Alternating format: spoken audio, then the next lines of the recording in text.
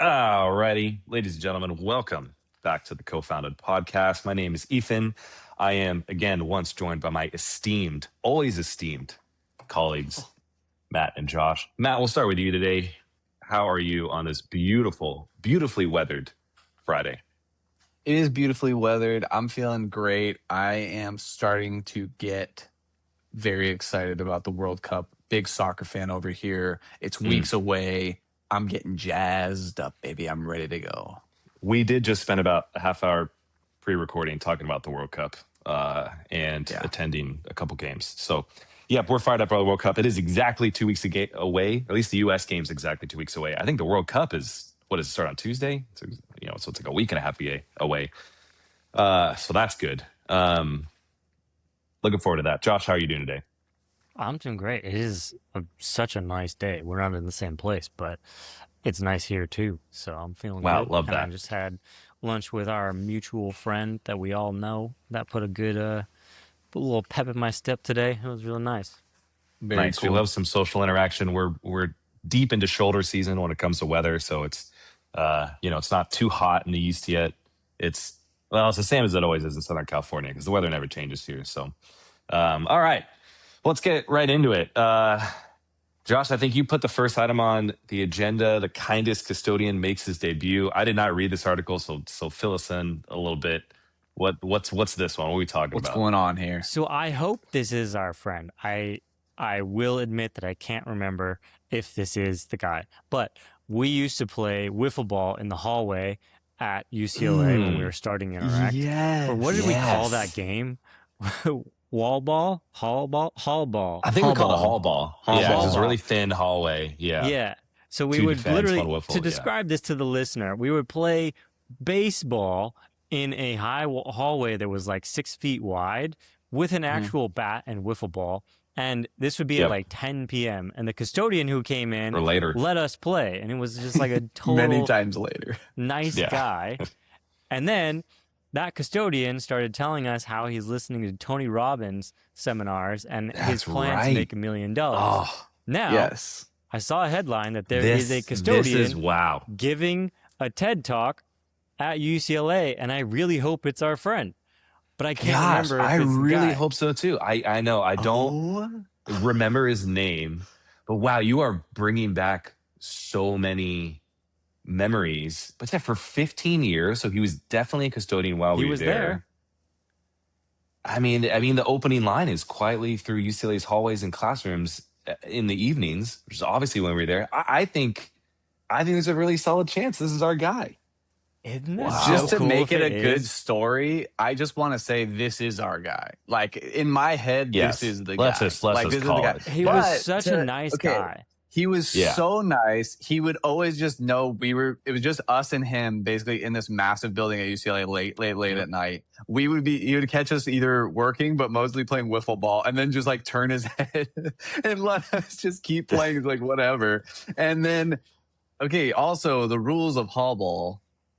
I want to get into that really quick because I loved this game and I still like fantasize about this game and playing this game. Like, I think we need to go regional with this game and maybe even global with this game. So, Fair. if I remember correctly, hall ball, one person's pitching to the other person at the end of the hall.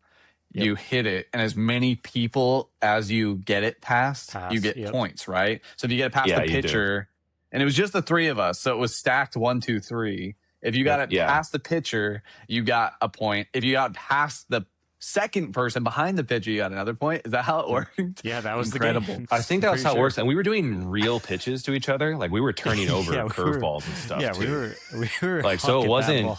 Yeah, so we would huck it. So it was hard to make solid contact. But if you did make solid contact, the balls were screaming. And I'm not sure if we did outs or I think we did X amount of attempts. So the incentive for throwing hard pitches was like bad contact. But I think it was like how many points you would get out of like 9 attempts or something like that. And then we'd rotate. And then obviously on defense, you're trying to like just not get the ball past you. But the ball would be ringing back and forth in the hallway so much that it was difficult. Yeah, that was a fun game. That was such Gosh, a fun. that's- Yeah, But I think it was. I think it was like such- 10 wow. pitches, but you could call it if it was That's a what it bad was. pitch. If it was Yeah, a bad that's right, pitch, it yeah. didn't count. Yeah. But if you gave Yeah. them meatball right down the middle, like we would call each other it out. counted. And Yeah. it got Yeah. pretty tense. I feel like intense. we took it very seriously. Yeah. All pretty competitive with sports, so we took it pretty seriously. Wow, that is a great story. That is a great find, Josh. That makes me so. I really, really hope this is the same guy. I really can't remember. I genuinely just don't remember. Like, but this is something that he was like aspiring for, to be successful and stuff. So Yep. for him to be giving a TED talk is so cool. So cool. That's Yeah, awesome. that's cool. So cool. Well, for all intents and purposes, we're just going to say it's the same guy. Yeah, it's the even, same Even guy. if it's not, it'd be very difficult to confirm this. Yeah. But my memory is blurry from, whatever, a very, very long decade and a half ago. So, yeah, I don't know. That's awesome. Yeah, that's good stuff. All right, moving right along. All right, yeah, Everlane sold. Bringing us back to unmarked plane, I guess. I don't know, Josh, you added this one in here too. Do you want to talk about that one a little bit? Yeah, I just feel like we got to keep making our predictions because we're right. And because that prediction was literally like, this market doesn't make sense anymore. You can't sell $150 shoes. That I traced down the Everlane, and they're making them in Vietnam. So I'm like, there is no difference between these and the ones you buy on Amazon for $30. Why are they $150? And I'm sure what this tells me is that other people were feeling the same way, because people just stopped buying them because they sold for $100 million. It's crazy low. I'm pretty sure their sales are interesting. Well north of that. So, and did we talk about sale. Did we talk about unmarked plane previously on a podcast episode? Yeah, we did. All right, so for all you co-founders, that's our group name of our fans. We'd like to be a little more co-founders. I think it's the co-founded founders. So my fellow co-founder. Oh, co-founders. Co-founders. Confounders. That's what, co-founders. Co-founders. That's a great To word. all my fellow co-founded heads out there. Co-found heads. We'll workshop that one. We'll workshop it. Yeah, we'll work in a previous episode, we discussed this, and Josh mentioned how he just loves buying these completely plain white shoes that are unmarked, unbranded, that he could only find them at Everlane.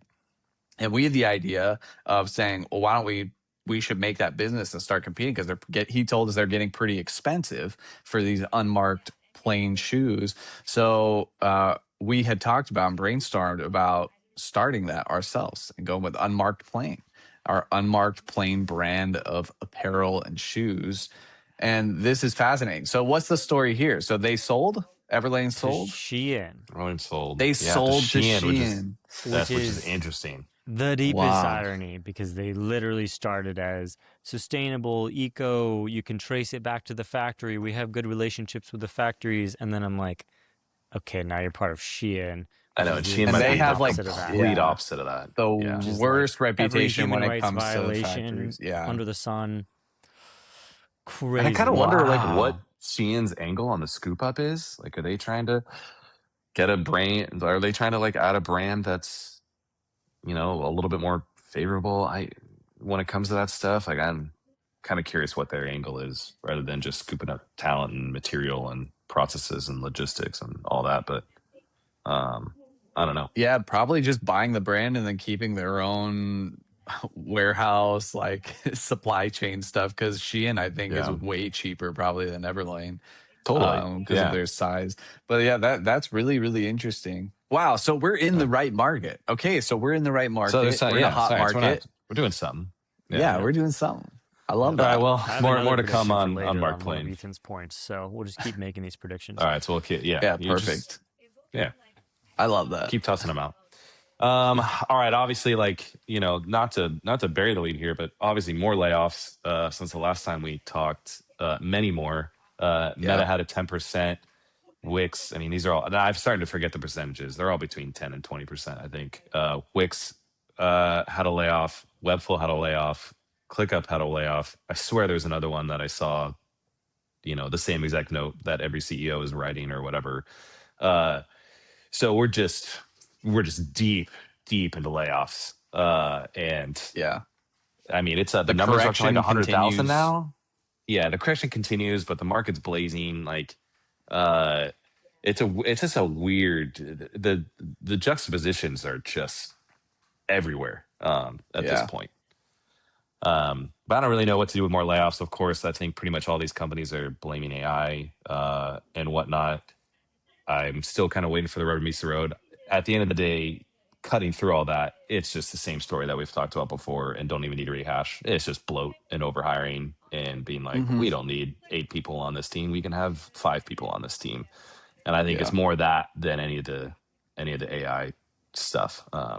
Because I still like, and I'd be curious to get your guys' thoughts on this too. Like, if if you can suddenly 10x every person at your company, you wouldn't really want to cut your workforce down. You'd want to keep it, and then because you're losing all these, If you're you quote were unquote losing growing. all these. If you were Yeah. growing, and all these companies are Yeah. doing so well, like Yes. you know, You would want to become a unicorn as fast as possible and Yeah, 10x you your would wanna productivity keep across all the of your board and staff. 10x your revenue. Yeah. Yeah. But the fact is, you're not growing. You are way overhired, way over indexed on personnel. So your costs are way too high. So it's time to cut. Yeah. That's the story. Well, yeah, if you look at the head count versus growth rate, it's like the head count growth started to outpace the growth, and then Yep. Mm. it just didn't make sense anymore. Yeah, I think the exact same thing where I'm like, okay, so if people are saying that AI is making them more efficient or whatever, so they're able to do layoffs, so then they're spending money on the AI tools, but like the companies are not growing, so what gives? Their loop doesn't close. There's a Yeah. gap in it. It's a Mhm. circle Yeah. that is missing a piece. And the piece that's missing is anybody actually increasing their top line other than NVIDIA, SanDisk, Micron, and AMD. Mhm. Nobody else is actually increasing their growth rates are lower across the board than 2018, 2019 levels. Yeah. Yeah. Yeah. So how does that story end? It's like something's not quite adding up here, right? Like Yeah. it's like in so many ways it seems like the writing's on the wall, but then in other ways it's like I don't know, maybe there's an eraser available for this one.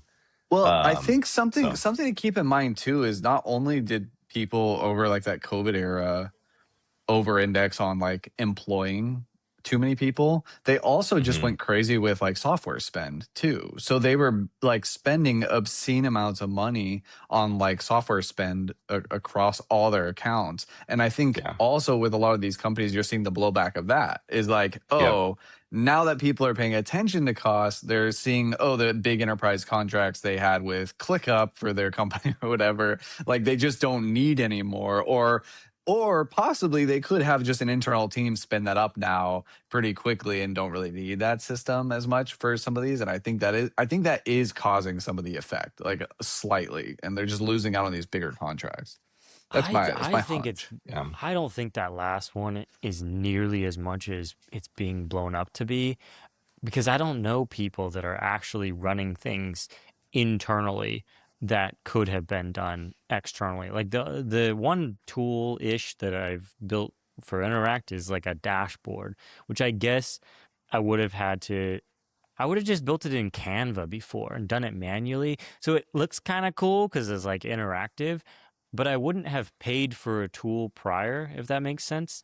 And then any Yeah. Mhm. tool that I do pay for, I'm not going to write my own because I don't want to have to make updates and stuff. So Yeah. I think that Yeah. one is actually way less. I think it's the first two things. Like we way got out over our skis in terms of hiring and also in terms of software spend. And it's just normalizing. And it takes forever to normalize because it happens gradually. So, of course, it's been like a 5-year painful process. Yeah. Yeah. For Webflow and Wix, the fact that those two happened like at the same time is very interesting to me. That is interesting. I am Yeah, interesting wondering timing. if that one is kind of more of a, do you think that one could have more to do with like, oh, I'm not going to pay for my Webflow subscription because I can just make a website, like Claude can make my website for Oof. me? Wix's stock is down to Yeah. 2.4 billion market cap on like 1.4 billion in revenue. That's like a Yeah. Oof. 1.8x. And the market That's Yikes. interesting. and that's matching what people's Oof. sentiment is on the website builder industry, Yeah. because the one thing that so I agree with you, Josh, that a lot of AI promises about what it can do and people just use AI for instead of SaaS. I don't find that true. However, if there was one industry in particular in SaaS that I would say is threatened, would be the website builder industry, because like it's just like static websites which like don't Yeah. need all these complicated security like what like stuff, and it's like that I could potentially see like being threatened by someone just being like, oh, I want to build my website, instead of going to Webflow. You don't do that anymore. You just, oh, go to Claude and say, I want to build my website, that you might not ever launch. And then you don't even have to pay extra for it, like an extra subscription Yeah, for if it, it's you know? truly just like a flyer on the internet, I think there Yeah. are a lot of people that are paying $30 a month for a Yeah. flyer on the internet that's completely static Yeah. Yeah. on one of Squarespace or Wix or Webflow or whatever.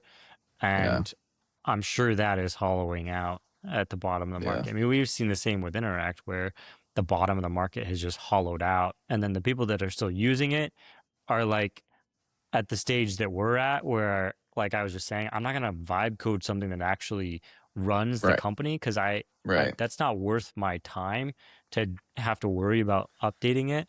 But if you Yeah. are just like running a restaurant in like Indiana somewhere, yeah, you'd probably vibe code it. That way you don't have to Yeah. pay a subscription.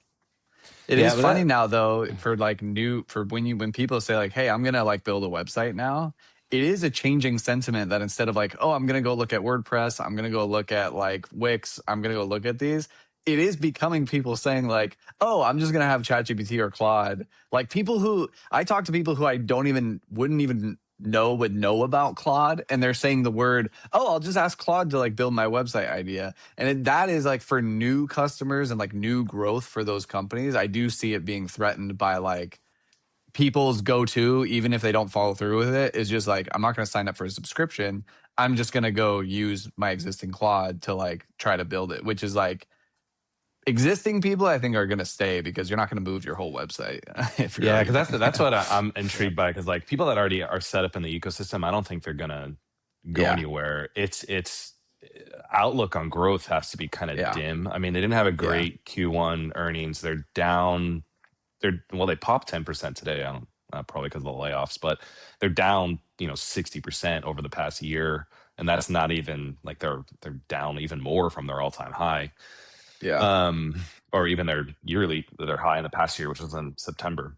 But Yeah. that's where I think like you just have to have a pretty grim outlook. But it's some of these companies like who have these established brands, you think they can do a few left and right turns to get themselves in a decent spot to be kind of the friendly uh avenue of like, hey, we're going to hold your hand, we're going to walk you through this, where some people hear about prompting or hear about AI, and that's like Yeah. you know the Indiana thing, catching strays. But like the Yeah. mom and pop shop, they're not going to go prompt their way into a website for their restaurant, but they would go with a Wix or something like that as like a friendly way to like hold their hand and walk them through it and set it up and be empowered by that. But the growth outlook has to be less because of that, or Yeah. acquiring new users has to be less because of that. So it'll be interesting to watch that space over Yeah. the next couple of years, given how easy it's become. But I have to assume there's still a massive cutout of the market for that. Oh, well, I Yeah. think the interesting analogy there is Best Buy. Best Buy is doing just fine. Their stock, Mm, uh, since like e-commerce really started to come on the scene, is gone from like 52 to 75. So I guess it's not like great growth, but they're not completely gone. And they have leaned hard into the like, oh, you go to a Best Buy because you want someone to help you choose the right yeah, electronics. And of I'm gonna course, you see can it in go on person. Amazon And if you know yeah, what you want. So perhaps that's kind of the story there, where it's not like hyperspheric growth, but Best Buy is still selling at a 14 PE ratio, which I don't think Wix is yeah, profitable yet. Um, but that's like a middling. I mean, that's lower than like a software company would be at 20 to 30, but it's not nothing. And right now they're Yeah. trading at like dirt levels. Like these software companies have just been annihilated. HubSpot is the other, kind of poster child of that, which I guess is also up today. But that one, the market cap's been cut by 60 something percent as well. Yeah, and I think Best Buy has kind of figured out that market because I mean, they had a good Q1 earnings. They had a good Yep. beat. They're up like 30% the last month, which is like Yep. funny. But I think they have figured that out. Like, people browse their website, they see what they want to get. They want to go see it in person. If you want to buy stuff, it'll be ready for you to pick up in a couple hours if you know exactly what you want. Like they've kind of figured out this corner of this like in-person experience and how that should all work. Yeah, it's pretty impressive Yeah. for them to kind of emerge as like, a quote unquote legacy company and like kind of get into this new age and do stuff I with it. So, yeah. you know, good for We've them, at been least in the past couple years, surviving all this. But yeah. Yeah, we've been talking about this a lot at Interact, which is like in my head, I kind of see it as SaaS becoming like service industry type thing, like a lot of small SaaS becoming service industry, where like you'll always have those fully automated, fully do it yourself, fully whatever, where you can prompt your way into like success if you're that kind of person. But there is a need for the Best Buy model. It's kind of like, what does my software look like if I provide a full service experience, like human touch, Hmm. human whatever? And I think like in throughout the whole experience to like guide someone to be successful. And I Yeah. find that in the same thing like you were talking about, Ethan, with like these companies like Wix and Webflow, like it is interesting, like, oh, well, they become just like, hey, we'll guide you in what is the right thing to do with your website and make it look really cool and like have our experts check on it and have our design experts check on it to see if anything's off, to be like kind of a service more than just like, oh, make Hmm. your website super fast automated, which is like becoming a commodity type thing. It's like, what else can SaaS offer in my head that's like Yeah. makes people successful in what they do? It'll be interesting to see what happens for sure. Well, Yeah. of course, they're always going to be valued the highest if it's quote unquote hands off. And that's what the market Hmm. wants is like, oh, Yeah. you don't have to do any work and people just pay you 30, 50, $100 a month. But I wonder if there is room for software companies to reprice at the like 10 to 15x PE ratio instead of at the 30, where it is more Hmm. of that services layer actually added in. So maybe you have extra cost for the people that have to do those services. And then the software itself is still basically the same. So overall, your margin goes down a little bit, but also then your stickiness goes up because if you have those customer relationships, then those are really valuable, obviously. So I do wonder if maybe the market just kind of bifurcates where you do Yeah. have some of these runaway winners, the OpenAIs and the Anthropics, but then you have this massive long tail of software companies that are actually service, which SaaS was Yeah. supposed to be and then never was in the first Yeah. place. Now Yeah. maybe it'll become real. I mean, Yeah. I think that's I think it's a good take. I think it's a really moderate, like realistic take too. So it's like there's just going to be a carving out of that tail, and yeah, why wouldn't any of these companies slot into that? It just Yeah. seems so obvious, almost, Serve So a very specific service and purpose to yeah, and then customers. carve out a good Yeah. market for it, get a bunch of customers, and just like, I guess the fear is that like, oh, it doesn't have this hyper growth or it's not like as much as we expect. It's like, well, maybe it just doesn't need to be. Like maybe we need to like settle a little bit and just have a little more steadiness across some of these like tailing I do think it's an service companies. opportunity for our our co-founders, if that's what we're calling our listeners, Co-founders, our Yeah. co-found co-founders. heads. Because I just don't know if these companies will be able to. I think the highly funded ones won't be able to because their investors are never going to go for that. They're going to be like, Yeah, that's what's so figure out a interesting. way, Yeah. Mhm. use AI to get yourself back to that, Yeah. 85% gross margin. That's what we want. They're not going to sign off on it. And then in the public market, their investors are also not going to go for They're it. gonna be So, hungry. Yeah. and like if you're a smaller company and you can actually write the code base with AI much more, so that cost goes down. So now your engineering cost goes like shrinks. Then you can increase your service cost, which we've devalued those people so much the last like 10 years. It's kind of insane, in my opinion. Yeah. I think Hmm. they are like equally as important as the engineers, and that's how we talk about it at Yeah. Interact. Like both Mm. sides of the house are the same, but we've indexed on engineers being so valuable and everybody else being not, which is insane. But Yeah. you can hire 5 of them for the same as like 1 or 2 engineers and offer a great service. And then if your engineering cost shrinks because you can use AI to do a lot of the actual coding, now you've got a great business that is still highly profitable. Maybe it's not worth 10x revenue like the dream of 2015, but maybe it's worth 3 or 4x revenue, which is still Yeah. And it makes an you awesome outcome. gives you a really nice lifestyle. And like, that's like, is there going to be a repurposing of like why you're building what you're building, or something like that? Like even the Everlane guy, I got to look into this a little bit, but I pretty sure I saw a tweet from him he's like basically just like restarting. He's like, yeah, I'm just taking everything I learned. I just want to do it the right way. No outside investment was like, I believe something he Mm. specifically called out in this little announcement. He's going to make it invite only to start or whatever. But it seems like that's exactly what he wants to do. I got to look into that or go listen to some interviews with him or something, or go check my sources again. But it's almost like that was like his immediate response. It's like, I want to do something a little bit more real. I'm going to take on no investment, so no one can tell me what to do. I'm going to basically choose my growth rate, choose how I want to go about it, and just like, cool. And I think that Wow. always comes back to like, that was, there's when my wife and I went to Napa once and we visited a winery, and that's like how they ran their business. They're like, yeah, we basically have X amount of members that we want to have, and we just cap it. And then once we hit that number, we stop.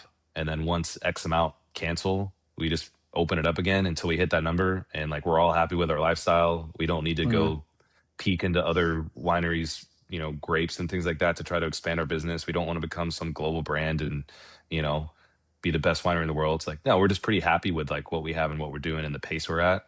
And like, yeah, we're going to hit that number. 10% of people are going to cancel. We'll open it up, re-hit that number again, and just do that over and over for, until we die. It was Yeah. really, really good wine. It was a really Wow. good product. That's why it worked. But I just wonder if you're going to start seeing, a lot of those physical businesses, I feel like did that or are doing that. So you're just going to start seeing that on the software side of like, no, we like basically just want to hit this mark. We want to have this lifestyle and work-life balance or this and that.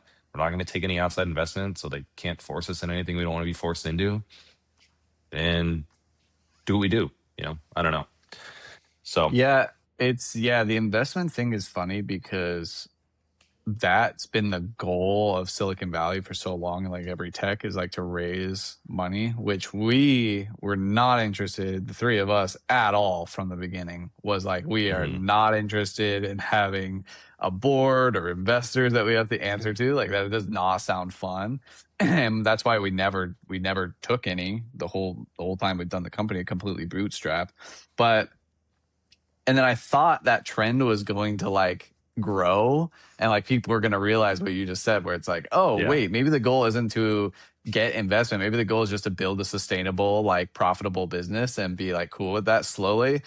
And then no, now it's yeah, back to being like just all valuations and like investments and trying to hit yeah, huge investment numbers and raise round after round after round after round after round. And so like, I was pretty surprised to see that because I was like, oh, I thought we just learned, guys, that like you can't just like take it's very rare to take a ton of investment and then make a profitable business. It's like you're really just like inflating all your numbers, going crazy with yeah. these It's a valuation numbers bad and hoping game. you get bought by like Yeah. another company. I'm like, it's the Well, same that's game that was being played. I'm like, I thought we all learned like it yeah. So hurts we when you're not learn not anything? profitable. You gotta Yeah, focus on making a profitable business. You shouldn't be losing money. Like what kind of yeah, business just loses money? I thought investors would wise up and be like, all right, I'm not sinking any more millions and billions of dollars into like losing tech startups. And it's like, no, we're just back there. Like, we're yeah. We're really right just back. We're back right there. back where we started. Like we're back Yeah. in the early 2010s. Like, and that's Yeah. what's like so funny to me too, because I'm like,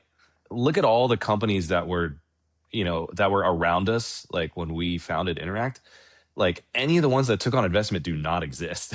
Like Yeah, they don't I don't even know. exist. I mean, maybe there's Yeah, one or two that I'm not thinking about, but like they just don't exist. And any of the ones that there are a yeah, couple that didn't, that are just still kind of just like turned into cash cows or whatever.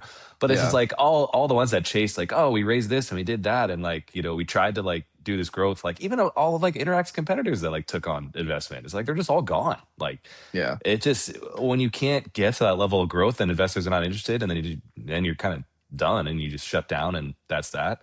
And it's yeah, like why are we still chasing that? And I get the allure, I get it totally, yeah. but it just Because seems you like got to there's get other that paths. unicorn. You got to get that Yeah, unicorn, and everyone's it's been chasing that worth it. unicorn. Everything was worth it. Like it funds the whole thing. So you, Yeah, and about 0.01% of people get that unicorn. But it's just gambling. Like you're literally It's just just gambling. And gambling. I think that's what Gambling. You're right. irritates me is people don't, especially the founders, don't understand that going in. Like, hey, you actually figured out something that people want and it's growing. You've already done something absolutely incredible. Now you have these two options. Either you see how far you can take that without having funding, and in that case, however far you take it, you could probably sell the business for like somewhere between 2 and 10 times the revenue, which is awesome. Or you can take a gamble where it's either going to be worth $1 billion 0.2% of the time, or zero 99.8% of the time. yeah, And Mhm. they Yeah. always do the 0.2 option. And it's like, yeah, Yeah. yeah, wouldn't you rather?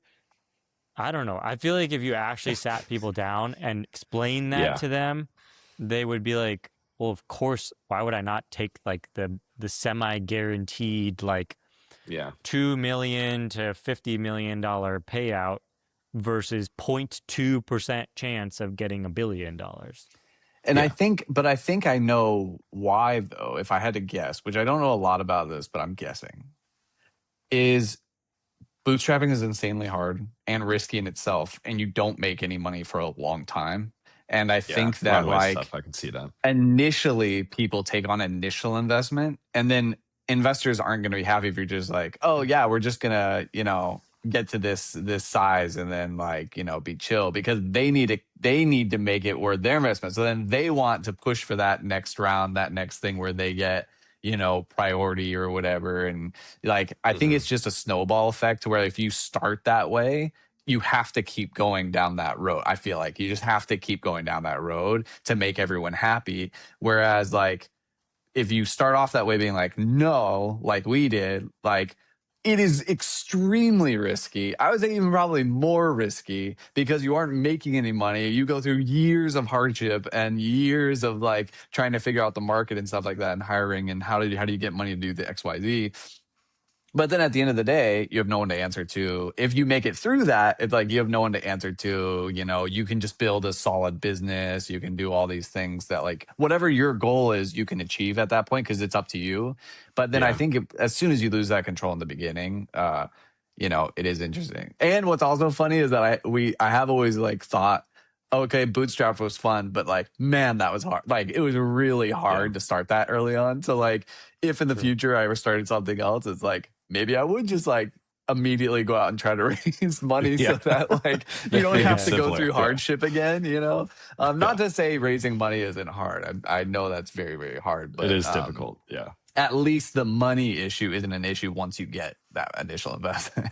I guess it's like, where do you Yeah. put the Yeah. risk, at the beginning or at the Yeah. end? Because Yeah. the Yeah. Yeah. risk in That's a good way to put bootstrapping it. is the beginning, and the Yeah. Hmm. risk in raising is at the end. Because if you raise, then you might walk away with like virtually nothing, even if you sell for $1 billion. I know Yeah. there's people that Yeah. sell for $1 Totally. billion and get like 2 for themselves, like 2 million. Yeah. Yeah. Hmm. Versus if you bootstrap, all the risk is at the beginning. The first 5-6 years, you're far underperforming the market in terms of what you're bringing in. So you take it on at the beginning, but then if it does Hmm. work, then you don't have the risk at the end. So Mm. yeah, I mean, Yeah. that's a fair point. That's a fair point. Yeah. Yeah. All right. Well, all right. Good discussion around building Yeah. companies there. Yeah. All that to say, yeah, I'm kind of curious to see where these companies carve out their spots, and yeah, I truly hope there becomes more and more companies that kind of build organically, don't take on investment. I have a feeling there'll be a crop of people that come out of this doing that, and maybe they did that grind for a while and they have the money themselves to like give themselves the runway too. I think that's another aspect of all this. Yeah. It's like, yeah, I did that for a while. I got enough of a payout to let me have a runway while I try to build something, et cetera. So, And wouldn't be this is surprised if that my comes out of it too. and this is my official request to have the Everlane founder as our first guest on the podcast. And tell him we're building. I want to talk to We're that guy. building I a love their stuff. competitive. Yeah, we're building a competitor, and you can either be involved or not. Get him Plus, involved in it, maybe. I want an invite to whatever he's doing. So maybe Yeah. we should reach out. Maybe there's I gotta some go collaboration watch more interviews potential. with that guy. Yeah. Yeah, I'll send him a note. Just, there's nothing wrong with sending anybody a note. So,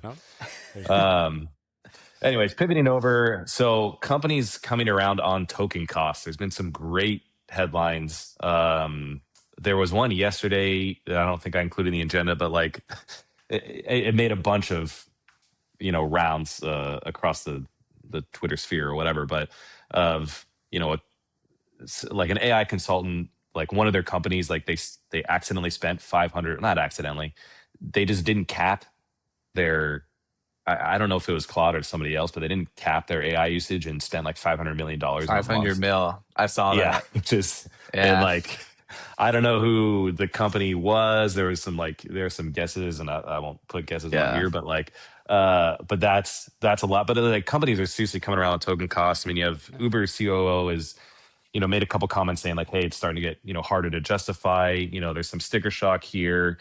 Are we getting meaningful returns, which we talked about on a previous episode? I do laugh at, like, I jotted this down, but like Amazon telling employees to stop using AI just for the sake of it, and they got rid of all their AI leaderboards. It's like, well, we all knew how that was going to end. Like, why would you ever have a leaderboard for this stuff, especially when you're burning token costs? Because like, of course, people are going to rig stuff to like, and I think one anecdote I read was like, engineers were asking AI like about the weather just to like, just as filler, like literally anything, like weather conditions outside right now, like just because of course, if you're trying to get on top of an AI leaderboard, you're going to come up with some wacky ways to spend as much as you can.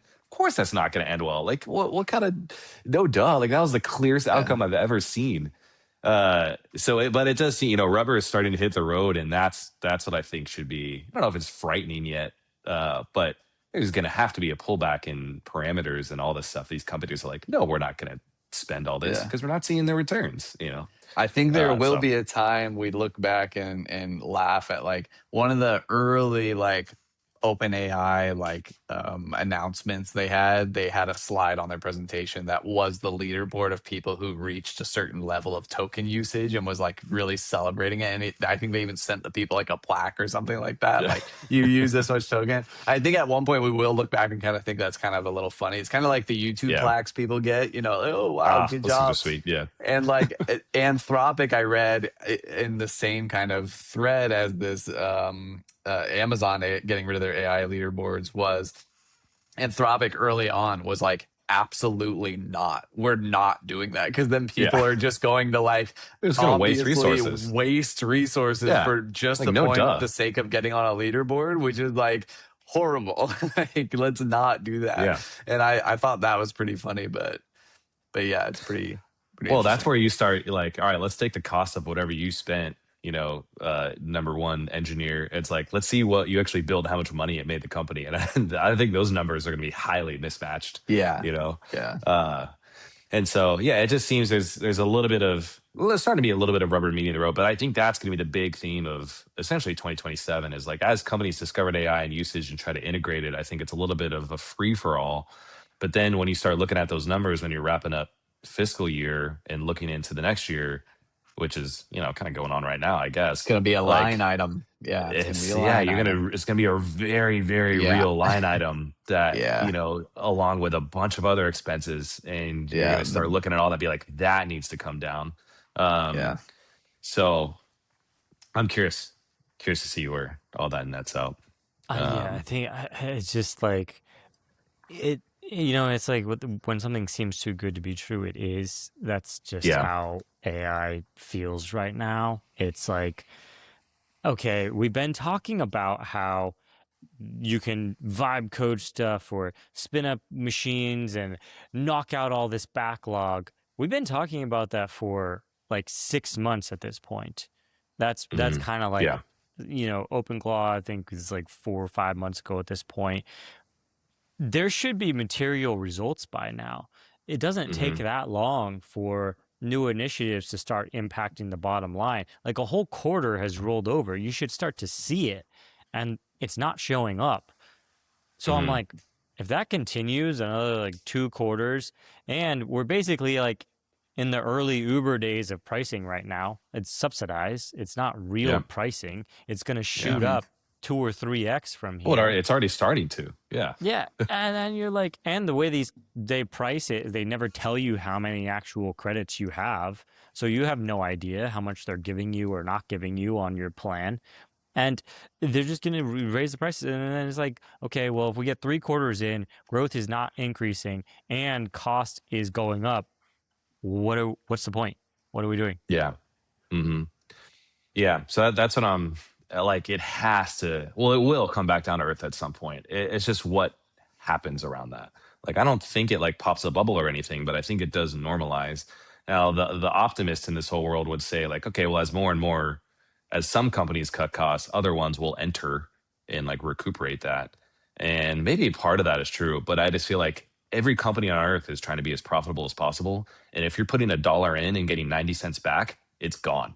Like that is just how the world works. So until you get $1 in and get $1.01 plus back, it, like wherever we meet that line, I just don't know where on the scale we are in relative to that. Right, and And it's so so it'll be Yeah. interesting. subsidized right now. Like all the funding Yeah. is covering that 10 cents or 20 cents, or honestly, in a lot of Hmm. these cases, I swear it's like you're getting 10 cents back for every dollar that you spend at some of these companies.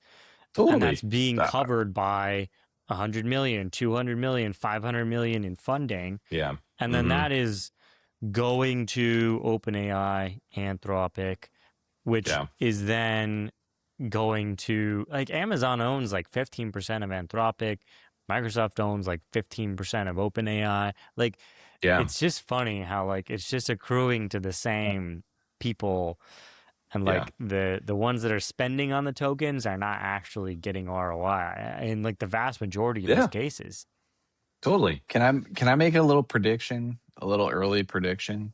Yes. Love it. Let's Just a throw a little take early out one. there. A little early one. I think it's going to be hard to tell what the true growth rate of any company is in the next like 1 or 2 years, because I do think with the boom that's happening right now, in my opinion, I think there is a lot of trying the next thing that comes out, even Hmm. if you subscribe for like 1 or 2 months. I think a lot on my team, there was like the AI code review tools, and there's like Yeah. 80 companies, right? I alone, my team, we went through 5 different subscriptions for like 5 different companies, testing these different tools to see which one fit our team. And we were like jumping around here, there. So even though initial growth or like signups or something might spike, like I can see once people kind of settle on a tool that works for them, that's really only going to one of those companies. And so I think it's going to be hard, because I think of like AI models too. How many people have you guys heard like being like, "Oh, I canceled ChatGPT, now I'm on Claude. Oh, now I canceled Claude, now I'm on Codex. Now I cancel this, I'm Yeah. on."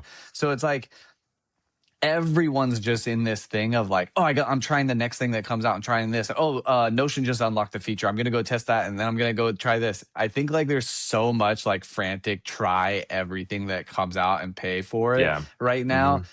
But like I don't know how it'll translate to like real long-term stability numbers. I Yeah. think it's gonna be hard to tell. I think it's Well, gonna be hard to tell just from what I've seen people I'll Yeah. happen, you I'll know. Hmm. predict on your prediction, which is I bet it's going to do the same thing as what all the streaming services did, where it ended up Hmm. just accruing back to Netflix, which was the original one. Like Mm, Netflix market cap is way up, and all those other Yeah. ones that came don't exist anymore. So yeah. Yeah. I bet there will be like one winner in each category, and that winner might just be doing it the old way. Yeah. It's either going to be one Yeah. AI winner or Yeah. actually we don't want to use AI for this at all. Yeah. I don't know. Bullish on yeah. Wix. I'm bullish on Wix. Bullish on You Wix. heard it Are here you? now. Hey, it's go put some nuggies on I have Wix, a few websites you know? on Wix. You know, I gotta Well, there you rep my go, dude. boys.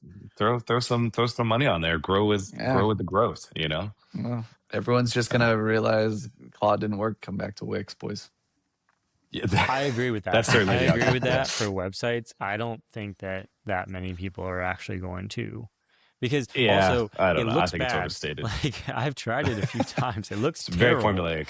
Yeah. Yeah, It looks no, awful. the ones I have on there look bad too.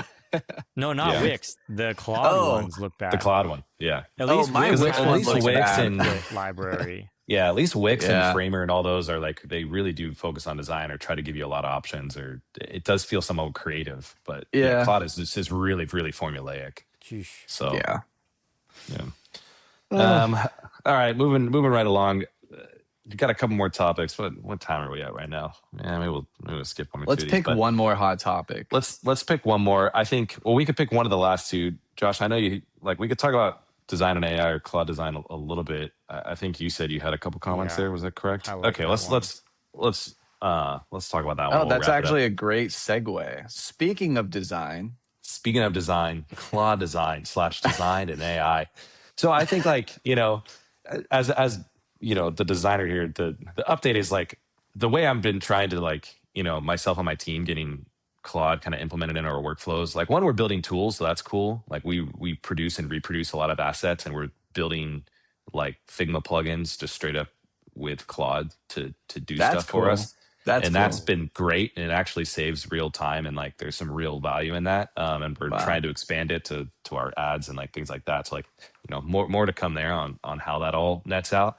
Very But that's been really fun to build and mess around with and get to work and utilize our systems and all that.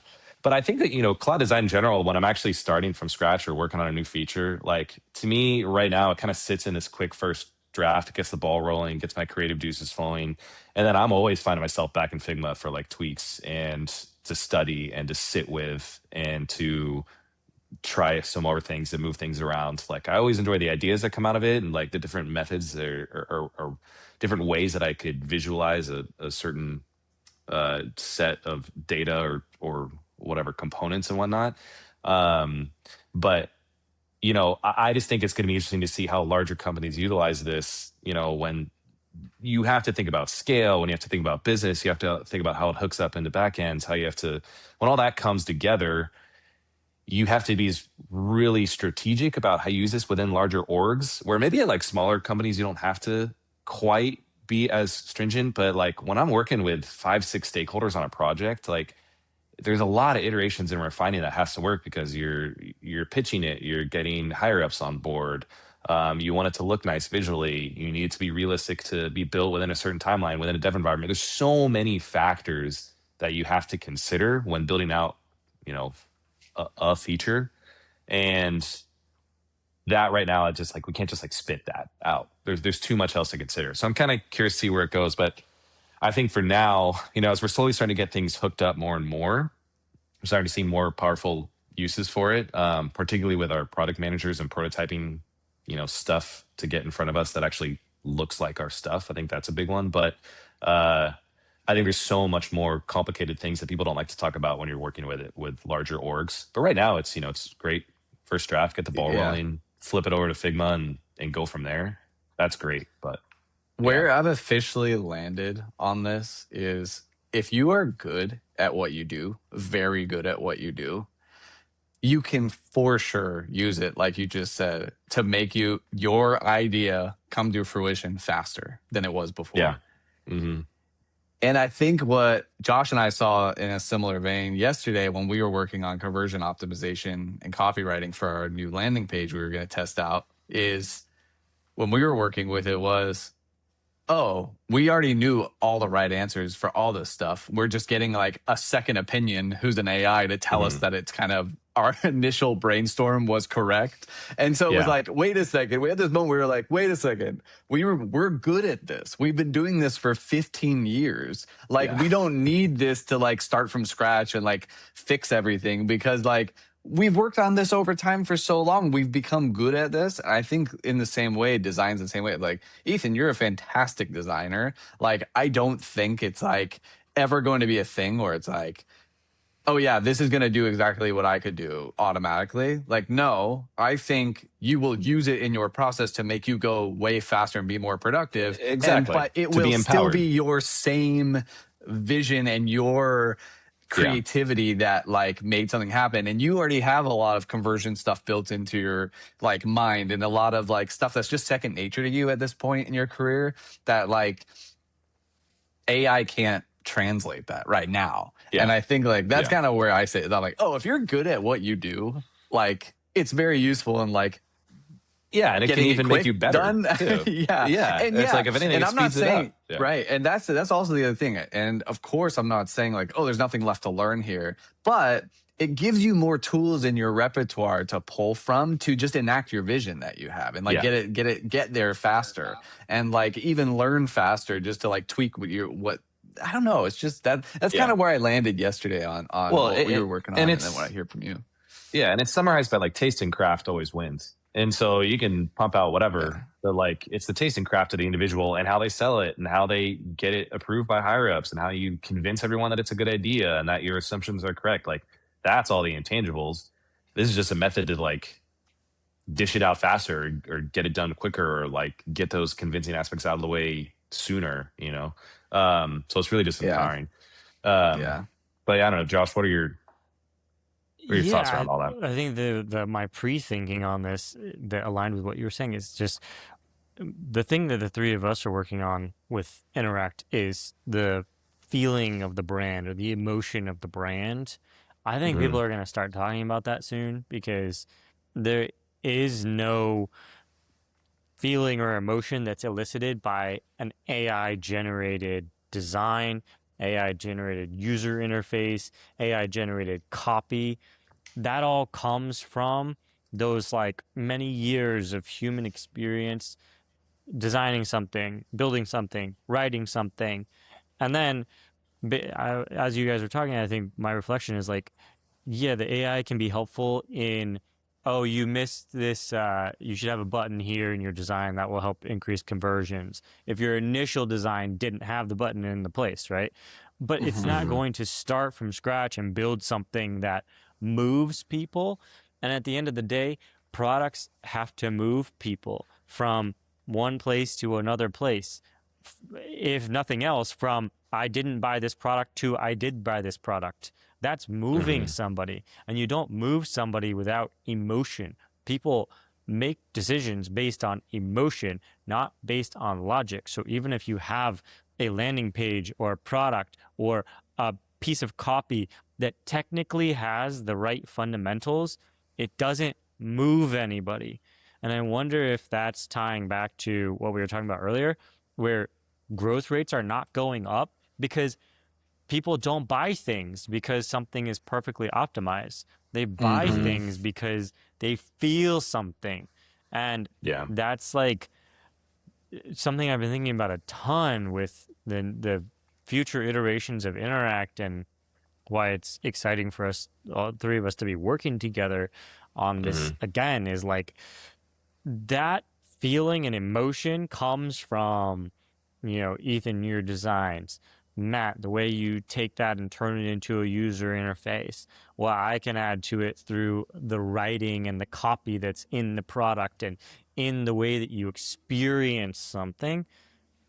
And I'm just like, that's how I feel about that. And I'm like, there's no way this is going to work unless that's still there.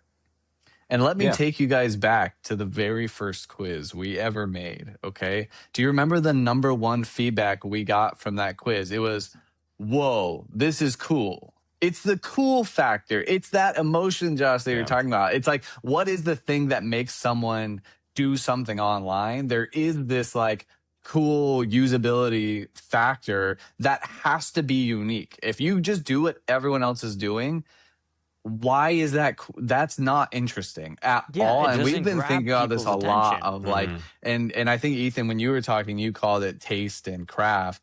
I think that's exactly what it is. It's like that is not successful right now with this stuff that's getting churned out, and why I think why I'm excited and Josh is excited too about diving back into that. Like, how do you build something that has insane amounts of task and craft baked into the product to where people have that initial emotion that's like, whoa, this is cool. This is unique. Yeah. This is fun to take. Like, it's fun. That was the other thing we heard too a lot was like, oh, this is fun. Like, what?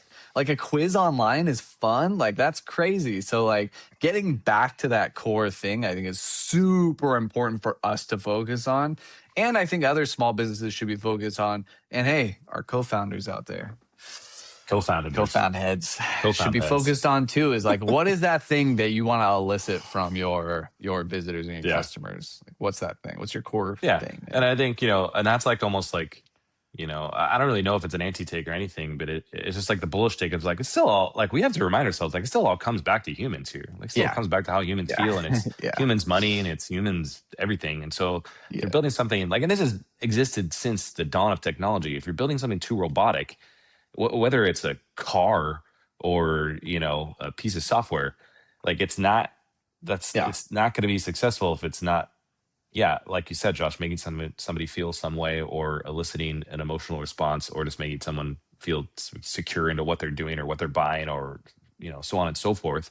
And so that's where value comes from. Like, that's the point. And so, to wrap it up, it's like, if AI can be tools to build stuff like that faster, and then humans are able to go in and add the layer, and like, that's a differentiator, then sweet. Like, count me in for that. Like, I'm all in for that.